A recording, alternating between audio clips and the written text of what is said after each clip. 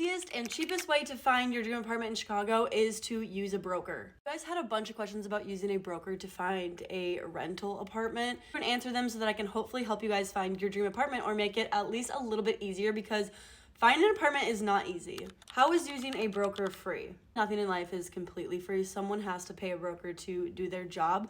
But when I say it's free for renters to use, this is my understanding of it, explained to me by my broker. Majority of the time when you are renting an apartment, the apartment complex covers the broker's fee. It's between the landlord or the building that you're applying for and the broker. They normally cover the broker fee. If for some reason they do not cover broker's fees and you want to sign at that apartment, then you would be responsible for covering the broker's fees, but that would be communicated to you. If you want to sign at this apartment, this is the fee you're gonna have to pay for the broker's fee. I was told that that doesn't happen very often, but if it does happen, that is something that's communicated to you before you're charged for the fee or before you have to choose if you want that apartment or not. Someone is paying the broker. It's not free to use a broker. It's free for the renter to use the broker majority of the time. This is a message from my broker explaining exactly how the pay structure works.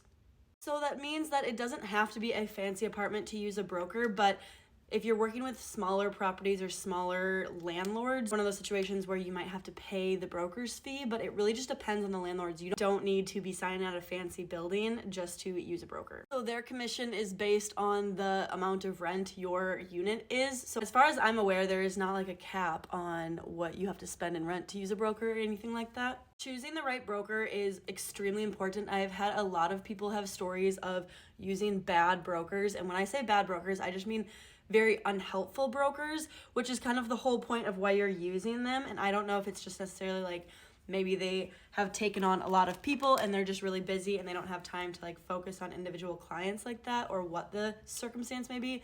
But finding a broker that's actually very helpful can be difficult. The broker that I used to find my last rental apartment is lovely. I absolutely adore her, and a lot of you have used her to find apartments. So if you want her information, you can definitely message me on Instagram. How far in advance you look for apartments. This is a mistake that I made when I was first looking for apartments. I got really excited, and it's easy to get excited and want to look for apartments really far in advance. But you have to think of when you're living in an apartment complex, normally you have to give your apartment complex like a 60 to 30 day notice before you move out. So a lot of the times those properties are going to be available 60 to 30 days before the end date of the last lease. So I feel like that is a good time to start looking, if between 60 and 30 days before you plan on moving.